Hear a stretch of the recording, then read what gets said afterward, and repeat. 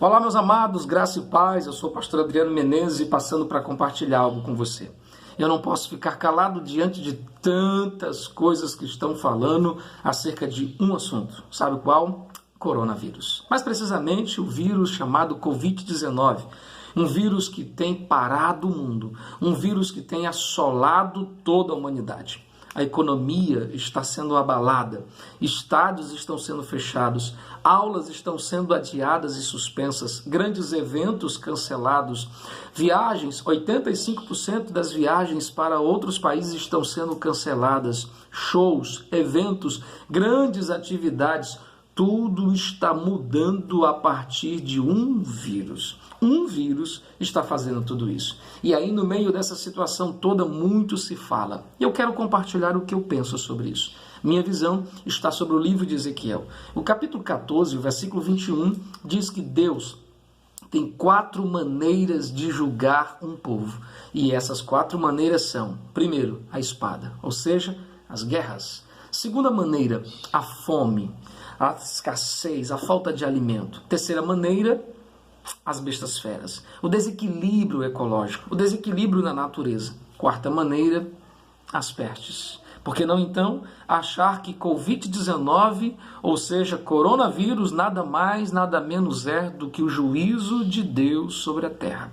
E se você acha isso estranho, vá para a Bíblia.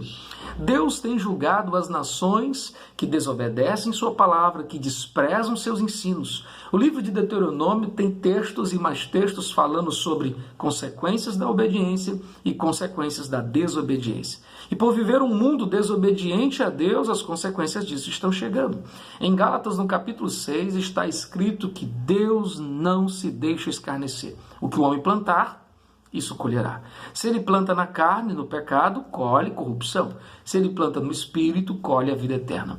E o mundo está plantando uma vida de promiscuidade. O mundo está distante de Deus. O mundo tem afrontado Deus. É só você lembrar de alguns episódios. Mas para refrescar melhor a sua memória, ano de 2015. Na cidade de São Paulo, 19ª edição da Parada Gay. Eles estão passando pela avenida principal de São Paulo e parado em frente a uma igreja. Eles começam a profanar objetos e símbolos sagrados da Igreja Católica, ao ponto de pegar um crucifixo e inserir sobre o ânus de um dos participantes daquela Parada Gay. 2015. Nada aconteceu. Eles fizeram o que fizeram e nada aconteceu. 2017... mesmo São Paulo, no Museu Arte Moderna, estamos tendo um homem nu, deitado sobre o chão com pretexto de arte. E uma criança, das quais, diz a Bíblia, dela sai o perfeito louvor, está sendo constrangida a tocar num homem nu. Sua pureza está sendo colocada em choque com pretexto de arte, liberdade de expressão. 2019, estamos agora com outras manifestações, agora no Carnaval. O grupo Gaviões da Fiel está fazendo no seu enredo carnavalesco uma apresentação artística, onde Jesus é derrotado por Satanás. Sim, e perguntado a ele sobre isso, sua resposta foi: queríamos chocar o mundo e conseguimos. Sim, porque Jesus foi humilhado, apanhou, foi lançado ao chão, enquanto Satanás triunfava no Carnaval de 2019 em São Paulo. 2020, na virada de 2019 para 2020, na tão importante festa do nascimento de Jesus, Natal, o grupo Porta dos Fundos faz uma ceia diferente. A ceia deles trazia um Jesus gay, uma Maria lésbica, apóstolos drogados e uma confusão toda em nome da arte. Não. Eles estavam afrontando Deus. 2020, Carnaval de 2020. O Grupo Mangueira está agora novamente afrontando Deus. E no seu enredo coloca um Jesus da gente. E no Jesus da gente, ele é gay, ele é mulher, ele é homem, ele é o que as pessoas bem quiserem que ele fosse. Maria é lésbica. E eles estão andando no seu grupo carnavalesco, em nome da arte, cantando e dizendo assim. Vejam o que eles cantavam. O seu enredo trazia a seguinte frase. Deixa eu ler para você, para ficar idêntico ao que eles cantavam. Olha só.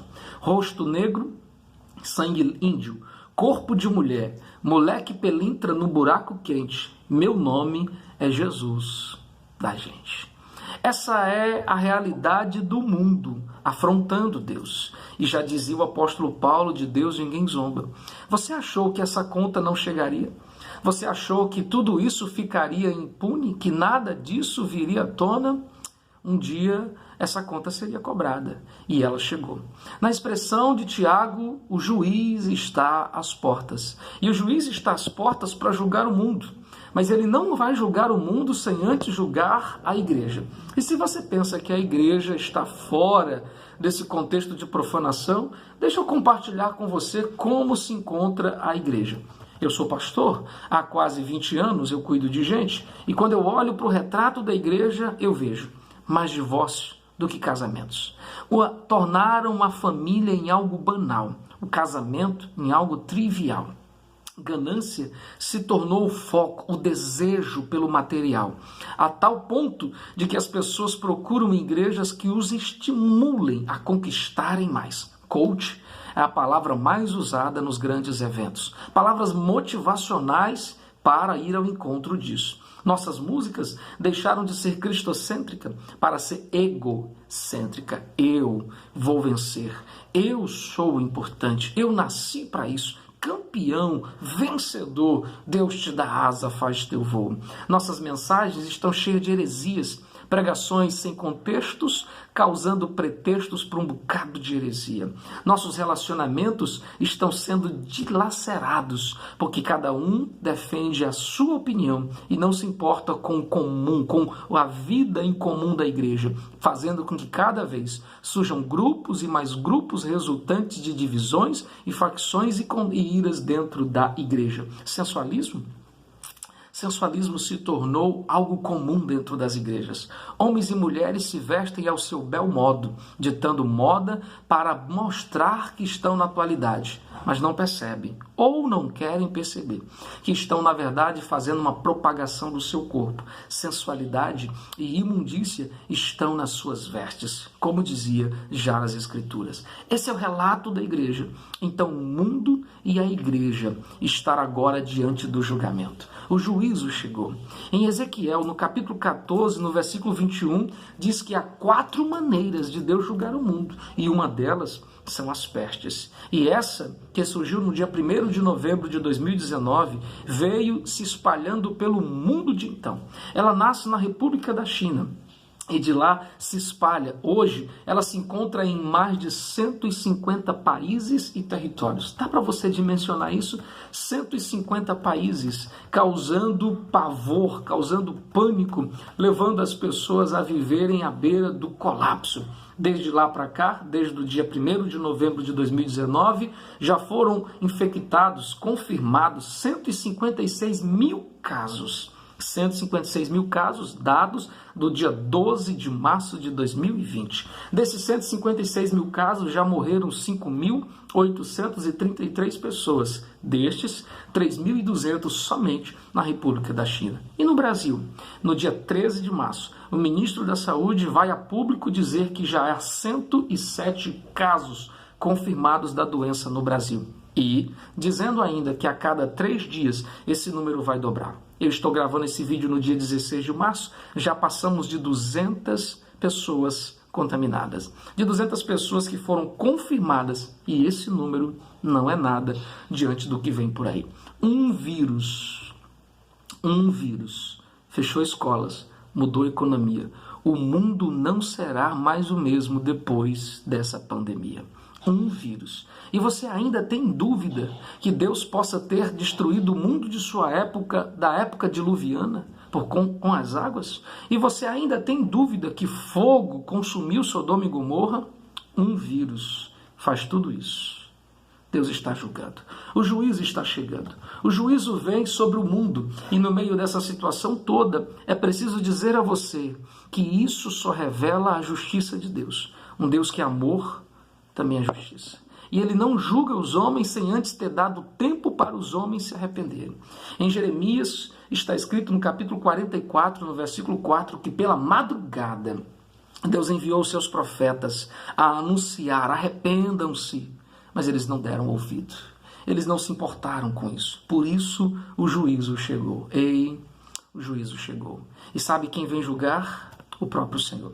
É Ele quem fere, é Ele quem abate as nações, é Ele quem está fazendo todas essas coisas acontecer. Leia o livro sagrado. Foi isso que aconteceu no Egito.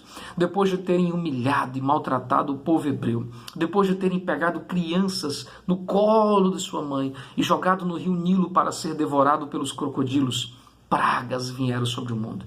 Foi isso que aconteceu na cidade de Asdote, entre o território filisteu, quando pegaram a arca da aliança e colocaram diante do deus Dagom, dizendo: ao deus Dagom damos os nossos troféus. Tumores se espalharam sobre aquele povo. Foi isso que aconteceu em Israel quando Davi pecou contra o Senhor, sendo soberbo, levantando um recenseamento naquele lugar. 70 mil homens morreram num só dia, por uma das faces da justiça de Deus, as pestes, as doenças incuráveis. E o que nós estamos a ver no cenário de 2020 nada mais é do que o juízo de Deus chegando. É interessante que no Brasil o primeiro caso é registrado logo após o carnaval. Deus deu tempo, Deus está dando tempo, mas as pessoas estão desprezando. Elas estão mais preocupadas se vai ter comida na prateleira. Elas estão mais preocupadas com os eventos que foram cancelados e o futebol que não mais passará. Elas estão mais preocupadas com isso do que com as suas almas. Ei, o juízo está às portas. E só resta uma coisa a você: arrepender-se. Sim, o arrependimento é a única coisa que repara o caos das nossas ações. Como está a sua vida com Deus? Em 1 Coríntios está escrito: examine-se o homem a si mesmo. Examine-se. Reflita como você anda. Como tem sido sua vida? Que filho, que marido, que esposa, que cristão, que cidadão, que eleitor, que funcionário, que patrão, que pastor, que homem é você? Quem é você escondido na sala da sua casa, no seu quarto, frente a uma tela, sozinho onde ninguém te vê? Quem é você na roda de amigos, longe de todos, desconhecidos daquela população? Quem é você? Todos podem não te conhecer, mas você não foge do olhar de Deus. Ele conhece você e um dia a justiça te alcançaria. Sim, é isso que está acontecendo em 2020, é assim que eu vejo. O Senhor se levantou para julgar a terra. Entretanto, em meio a todas essas coisas, uma promessa vem sobre nós. A promessa de livramento. E essa promessa de livramento é para todos que se arrependerem. É só você ler. 2 Crônicas, capítulo 7. 1 Crônicas, capítulo 7, versículo 14, diz: se o meu povo, que se chama pelo meu nome, se humilhar, orar e buscar minha face, e, destaque-se isso, se converter dos seus maus caminhos, porque não adianta orar, não adianta se humilhar se não se converter, se não abandonar as suas velhas práticas, se não se tornarem aquilo que precisam ser, de fato, o que Deus quer que você seja. Se o meu povo se converter, eu ouvirei dos céus, perdoarei os seus pecados e sararei a sua terra. Deus tem cura para o Brasil. Deus tem cura para a nossa nação. Deus tem cura para o mundo de então. Mas é preciso encontrar neles o lugar de arrependimento. Quando Judas e Pedro pecaram, Deus não encontrou lugar de arrependimento no coração de Judas, mas encontrou no coração de Pedro e o perdoou. Deus está descendo à terra para procurar homens e mulheres que estão prontos para se arrepender. E se você é um deles, essas promessas virão sobre ti. Quais? Salmo 91. A expressão que tantas pessoas citam, mas não prestam atenção, diz assim: aquele que habita no esconderijo do Altíssimo. Quem? Aquele que habita. Aquele que tem uma vida com Cristo. Deus o livrará do laço do passarinheiro e da peste perniciosa. Nenhum mal alcançará a tua casa, porque o Senhor te guardará. O Senhor colocará você, te protegerá debaixo de suas asas. De certo que a mortandade que assola ao meio-dia e a praga que assola à noite não te alcançará. Mais claro ainda do que isso, todas essas coisas são para aqueles que estão com a vida no esconderijo do Altíssimo. Aqueles que habitam em Deus. Não é aqueles que têm uma Bíblia aberta. Não é aqueles que dizem amém ou aleluia, mas aqueles que têm relacionamento com Deus. Em Êxodo, no capítulo 15, no versículo 26, o Senhor diz: nenhuma das pragas que enviei ao Egito te alcançarão, nenhuma das enfermidades que pus no Egito te alcançarão, porque eu sou o Senhor que sara, se você me ouvir, se você me obedecer e guardar os meus mandamentos. Ei, há livramento para quem está com a vida em Deus. A melhor forma de se proteger isso é Deus. Sim, álcool em gel é algo muito bom, mas não protege, porque ele não está apenas no contágio das mãos, está no ar. Você pode estar lavando as mãos com sabão, mas aonde você toca, alguém já tocou, no seu celular, no banco que você vai. O vírus está em todos os lugares. Essa é a razão dele se multiplicar tão rápido, em menos de 6 meses. Nós estamos vivendo essa pandemia no mundo todo. Só uma forma de você resguardar isso: vida com Deus. Então arrependa-se, ou você será o próximo da lista. Põe a sua vida em Deus e não se espante se você começar a ver coisas e mais coisas acontecerem, porque muito mais está por vir. Então ajeite-se, põe a sua vida em ordem. Em Deuteronômio, no capítulo 32, no versículo 39, diz: eu sou o Senhor que abate e exalta. Eu sou o Senhor que fere e sou o Senhor que sara. Ele é Deus. Ele está no controle de tudo. Coronavírus está no controle das mãos do Senhor. Ele tem o controle de tudo, da minha e da sua vida. Mas sua vida está na mão dele. Você tem vivido ao molde de Deus ou ao seu molde de viver? Você tem obedecido suas palavras ou tem feito as palavras do seu coração? Porque se você conhece e não pratica, você é tão errado quanto aquele que está praticando sem conhecer. Então, é hora de se consertar. A minha palavra para a nação brasileira é essa: o juízo de Deus chegou.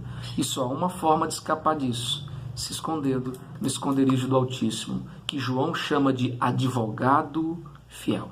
Eu sou o pastor Adriano Menezes. Eu sou homem, eu sou falho, e já colocando minha vida em oração. Deus, vê se há em mim algum caminho mau. Vê se há em mim alguma coisa que eu não conheça. Eu quero me consertar, porque sabe qual é meu alvo? Céus, eternidade. Eu quero estar junto de Deus e quero que essa vida não comece quando eu morrer. Eu quero que essa vida comece agora.